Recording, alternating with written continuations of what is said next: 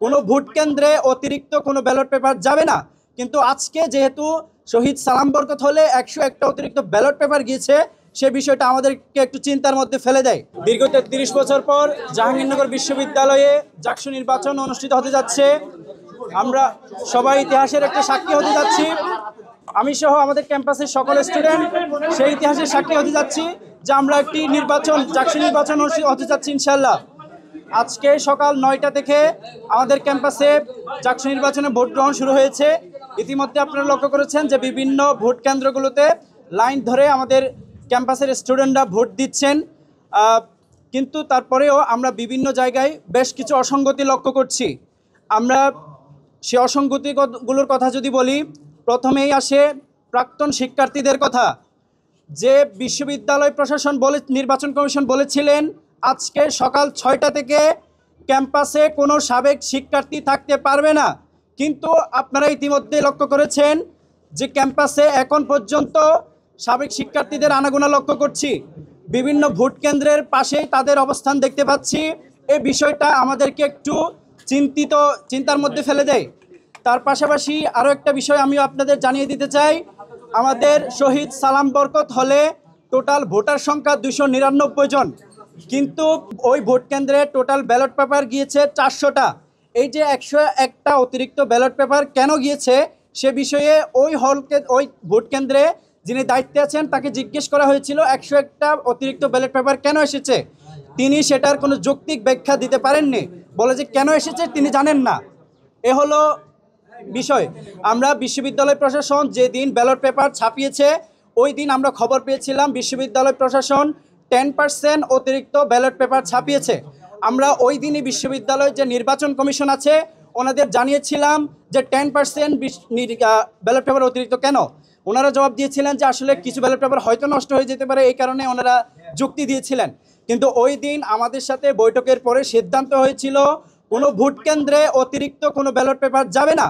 কিন্তু আজকে যেহেতু শহীদ সালাম বরকত হলে 101টা অতিরিক্ত ব্যালট পেপার গিয়েছে, সে বিষয়টা আমাদেরকে একটু চিন্তার মধ্যে ফেলে দেয়। তার পাশাপাশি ডোপ টেস্টের একটা বিষয় ছিল, যেটা গতকাল রাতেও আমরা বিশ্ববিদ্যালয় প্রশাসনের কাছে আলোচনা করেছিলাম যে বিশ্ববিদ্যালয়ে যারা নির্বাচনে অংশগ্রহণ করছেন তাদের অবশ্যই ডোপ টেস্টের প্রয়োজন।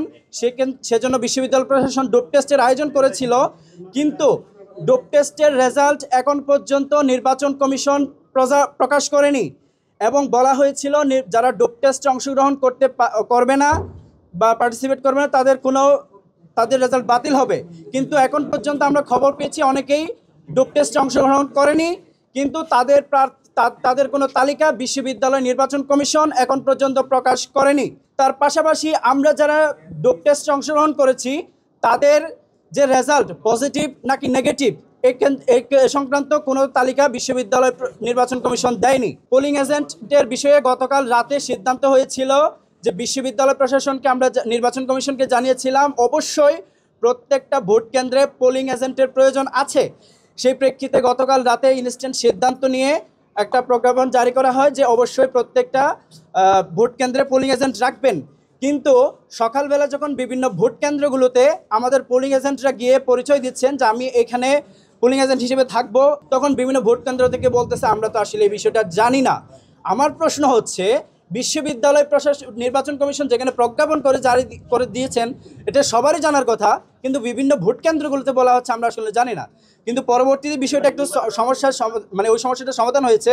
আমরা নির্বাচন কমিশনের সাথে কথা বলে আমাদের বিভিন্ন যে ভোট কেন্দ্রগুলো আছে সেগুলোতে আমরা পোলিং এজেন্ট বসিয়েছি। বিশ্ববিদ্যালয় প্রশাসন অতি দ্রুত এগুলোর বিরুদ্ধে অ্যাকশন নেবেন। ছাত্রদলের বিভিন্ন নেতারা যারা ব্যালট বক্স যখন নিয়ে যাচ্ছে, ব্যালট বক্সের পেছনে পেছনে যাচ্ছে, তখন ক্যাম্পাসের একজন সাংবাদিক এটা একটু ভিডিও করছিলেন। ভিডিও করার কারণে ওই সাংবাদিককে জেরা করা হয় এবং ওই সাংবাদিকের মোবাইলে যে ভিডিও করা হয়েছিল সেটা ডিলিট করতে বাধ্য করা হয়। ওই সাংবাদিক নিজেকে শঙ্কার মধ্যে রাখছেন যে ওই সময় যে তার উপর যে আচরণটা করা হয়েছে উনি শঙ্কিত।